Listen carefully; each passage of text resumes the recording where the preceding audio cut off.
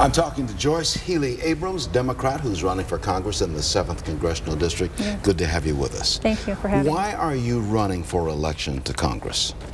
Well, you know, Leon, I basically thought it was necessary. I think Congress is broken. I think that there's a lot of dysfunction in Congress and nothing's happening. And I've been watching what's been going on over the past few years, and I, saw issues against some women's health care issues. I saw issues against workers' rights. I saw issues with seniors' security with Medicare. And I thought, what in the world's going on? And I said, something has to happen. And I thought I could sit at home and complain about it, or I could get up and do something. So I decided to run. This is your first time out running for Congress. It is. What makes you a better choice for Congress than your opponent? Well, I think it's mostly because of the issues. And if you look at the sides of the issues that I'm on compared to Congressman Gibbs, we're on very different sides. So this is a clear choice, this election. And I absolutely believe that somebody has to fight for the middle class and the working class of the 7th Congressional District. My opponent has very much demonstrated where his interests lie in his votes for the Paul Ryan budget, which provide the loopholes for the special interests, and at the expense of voting to change Medicare as we know it. And that's a prime example of why we're on different sides. And I do not want to bounce the budget on the backs of seniors. And so that's a big example. I want to be able to work for the middle class and make sure that we do things the right way. There's a right way and a wrong way to do these things, and I want to fight for the right way. You are the Democrat running in that 7th Congressional District, which is covers some of northern Ohio, goes down into the central part of the state. Yes. It's got Lorain, Ashland, Stark counties are part of District 7. Yes. Comes up into Cuyahoga County, not Lorain County. I'm sorry. Medina. Medina. We have Lorain and Medina. We have Huron, and then we have Ashland, Richland, and we go down to Knox County, and then we start heading east to Coshocton and Holmes, and northern Tuscarawas County, and then up to Stark County, which is where I live in Canton. That's a huge, huge area. How do you prepare yourself to deal with the voters in such a wide expanse of Ohio?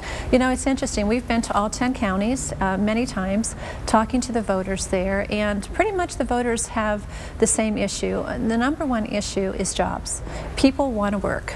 People have pride, they want to work, they just want to have an opportunity to be able to do that. And with that being said, I wrote a jobs plan, and I'm a small business owner, and so I've actually created a business, started with 1 employee, and built my business to be a successful business here in Ohio. And so I wrote a jobs plan, and that jobs plan can be found at joyceforjobs.com, but it's a very detailed plan about how to put people back to work in Ohio. If you are elected to Congress, how do you plan on working with members who sit on the other side of the aisle, on the Republican side, to create jobs and increase the declining tax revenues in Ohio? Well, for one thing, we need to talk to one another, and that's what's not happening. They're not even talking to one another. There's very much a partisanship in Washington right now, and so they're both staying on each side of the line. I think there's a line in the sand, and nobody's crossing it, and that's wrong. We couldn't do that in the business world, and they shouldn't do that in government, especially with taxpayers' dollars. And so, for one thing, I would be able to talk across party lines. You negotiate, you compromise, you come up to a solution, and then you execute it. So that's what you need to do. And my opponent, for example, he signed a pledge, the Grover Norquist pledge, to be able to say, I'm going to not do this, I'm not going to touch any loopholes that special interests get, I'm not going to change anything, I'm just going to make sure that all we do is cut expenses on the budget. And that doesn't work. It doesn't work in the real world either. You can't expect to tell an employee that you're going to make this wage, it's going to be a fixed wage for the rest of your life. I've got about 40 seconds remaining. Okay. You see jobs as the #1 issue in this campaign. Yes. Would you speak to that? Well, I want to say that, I believe in building from the ground up. I put myself through college, I created my own business, and we can do that. We need to empower people to be able to do that.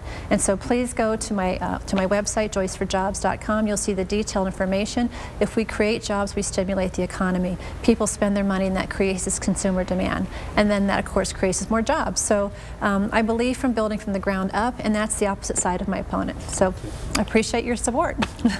Joyce Healy Abrams, running for Congress from the 7th Congressional District. Appreciate you being with us. Thank you very much. Nice meeting you. Good meeting you too. Thank you. Thank you. Thank you.